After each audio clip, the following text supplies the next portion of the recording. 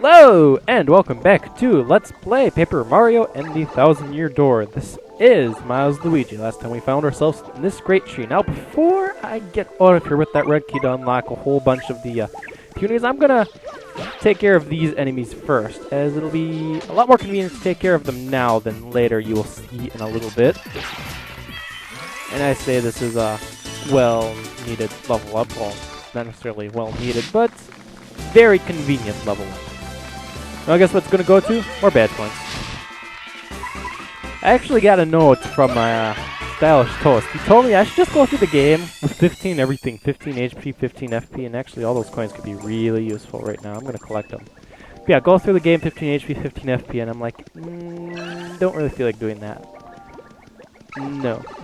No, don't feel like it. There's no badge that says when your HP is 15 or lower.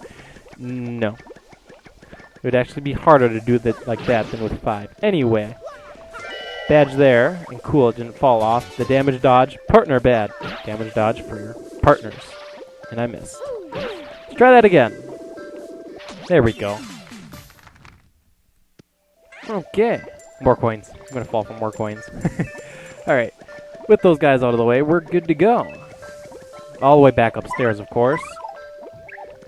So during this time, I'd like to also point out something. This is something I just thought to myself. Over the course, when I played through Paper Mario, I tended to describe things that just didn't seem consistent with real life. And of course, this being a game about paper objects, you'd imagine nothing would really make sense. But on one hand, we're in a giant tree with a whole bunch of organisms in it. Now, not exactly very common in real life to find trees that are big enough, so big enough that a human can walk around it as if it was a giant cave. But there are plenty of trees that provide itself as a host to little critters such as Punies and Jabbies. So what am I supposed to say? That it's unrealistic for bubbles to form in a tree? That's because we're playing a paper game, this is the source of all life? I'm not entirely sure. But we get to do this again. However, I have learned that if you step far enough back, the Punies won't go on the logs magically. See, they'll fly over the log, which is a great relief to know because until this playthrough, I've always had Punies go into the log, and it's so frustrating. You spend more time here. But knowing that if you just take a step back, they don't do that anymore.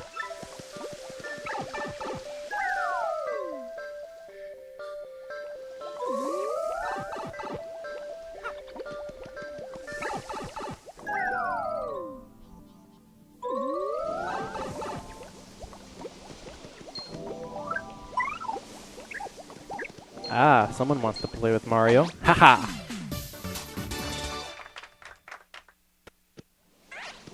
Okay.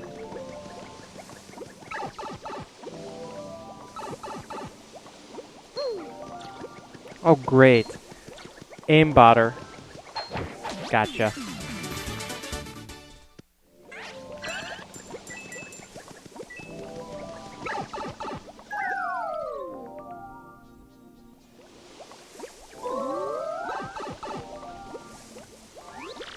Okay, so we're gonna go unlock the blue cell, obviously, because we have the blue key. Color-coded matching keys, open it, they all rush out. Wow, lots of bugs around my feet. Lots of them, lots of them. Little heartwarming moment for Petuni and Punio.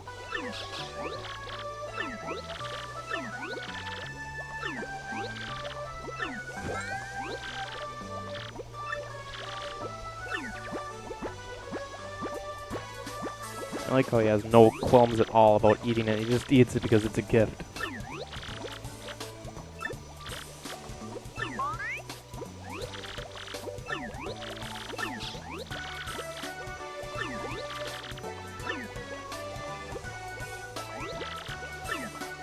It was nothing. And without any questions at all, none of them rebel against Mario. We have 101 Puni Posse. Now, as cool as it is to have 101 Punies falling around you, once again, it still doesn't help you in battle. And yes, it's nice to see this giant line of Punies following you. However, it is possible for a Puni or two or a bunch to get stuck on a bush, and then it gets really annoying. It gets really annoying, especially later on. Though thankfully, they usually follow you around pretty well.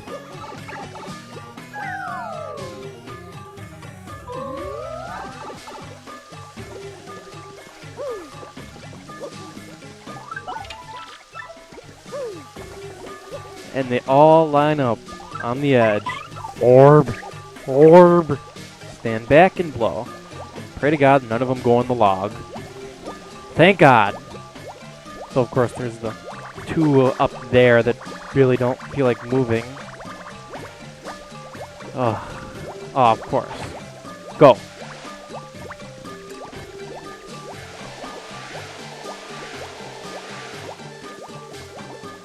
Don't go on the log? Well, that's better than nothing.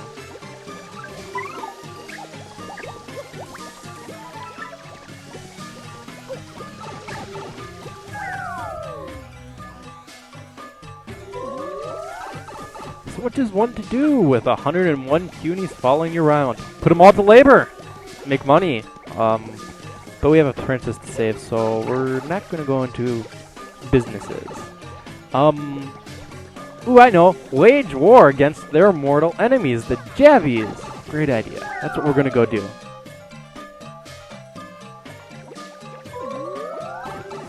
But yeah, I definitely recommend getting rid of the piters in this room, otherwise it just becomes a pain in the butt.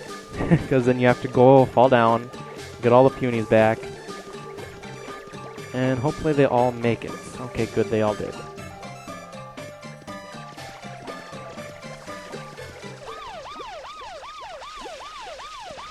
So last time there was a 10 Jabby squadron.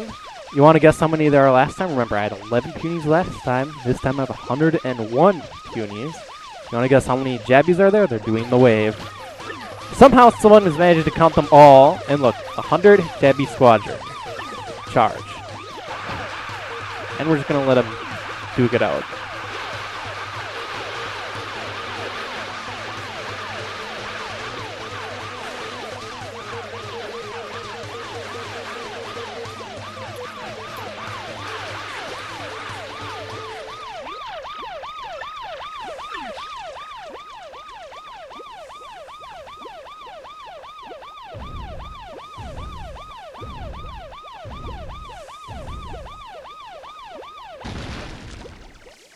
Okay.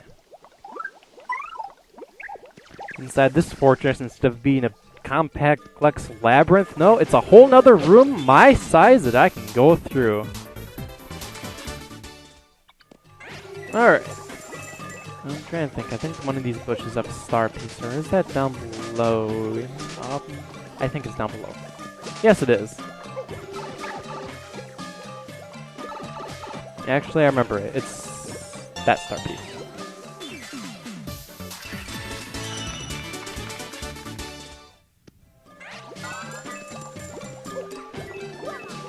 Alright, so coming up ahead is, what's the best way to put it? A moment where you have to be stupid to continue. So we enter in this room, we see this badly drawn, and I lost 3 Punies, badly drawn pedestal.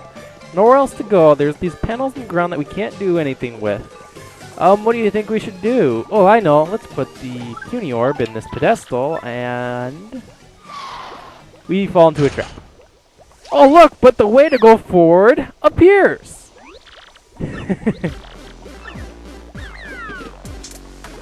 Plot induced, you have to fall into the trap. But maybe that was my plan the whole time.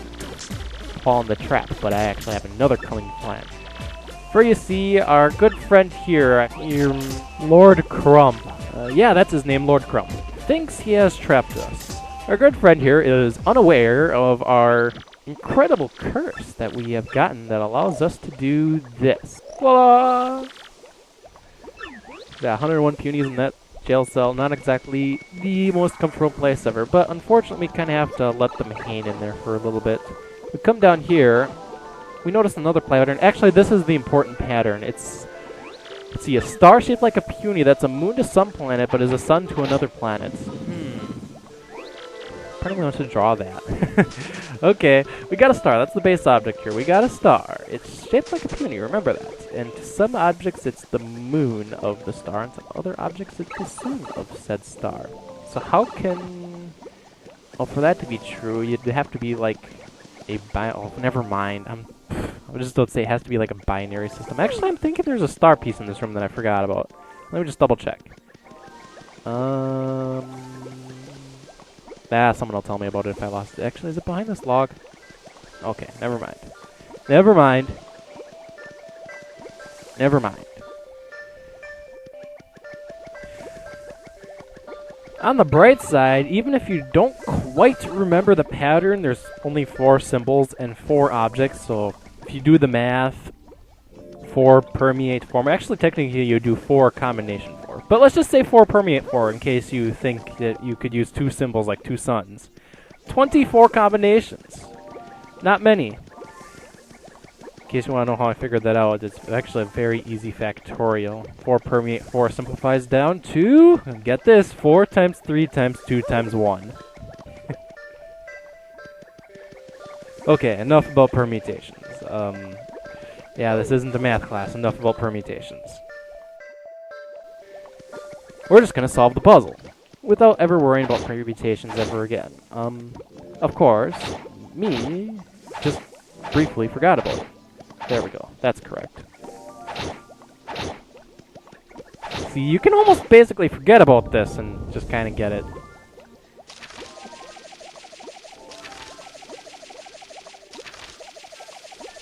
And those posters just roll away out of existence for me to reveal this hidden passageway. A room that was guarded by a very simple puzzle. A very ineffective security system. I wonder what this could be. And Punies left a big treasure chest here. I wonder if it's a useful tool for them. No, it's not for them, it's for me! It's the super boots! Now, why would little creatures leave giant shoes for me to find? It's very useful for me, though, because I power up! And I'm able to do this again. Alright. And of course, our little tutorial guide, Toadette, helps us out. And no, I think I got it. You know what? We can jump in the air, and then spin jump on those and get through them. You know, it's not like we were pounding on the ground with any more force than before. We just are now ground pounding, which is more effective. As I will show shortly. Jump the same height, can't go through. Jump the same height, but spin jump, go right through. Ah, this room. Actually, start by going left. You'll see this C over here, and you think, ooh, C. I'm going to grab it. It's actually a badge. It's a charge badge. You want to know how useful that badge is? It's incredibly useful. Look up badge setups for Paper Mario and the Thousand Year Door, and tell me how many of them have the charge badge. Many of them. I guarantee you many of them do. It allows you to charge Mario's attack power by 2. And you want to know what? If you string that in combination with attacks that hit in succession, hint, hint, hint, oh, I can use badges. This badge, you can do massive damage. You can do it also in the original Paper Mario, but it's even more effective in this game, because there are many, many, many more ways to pump up your attack power, and you also get the super boots earlier than the super hammer. So all in all, Mario's now a big killing plumbing machine, which we'll see him in action on the next episode of Let's Play Paper Mario and the Thousand Year Door. This is Miles Luigi.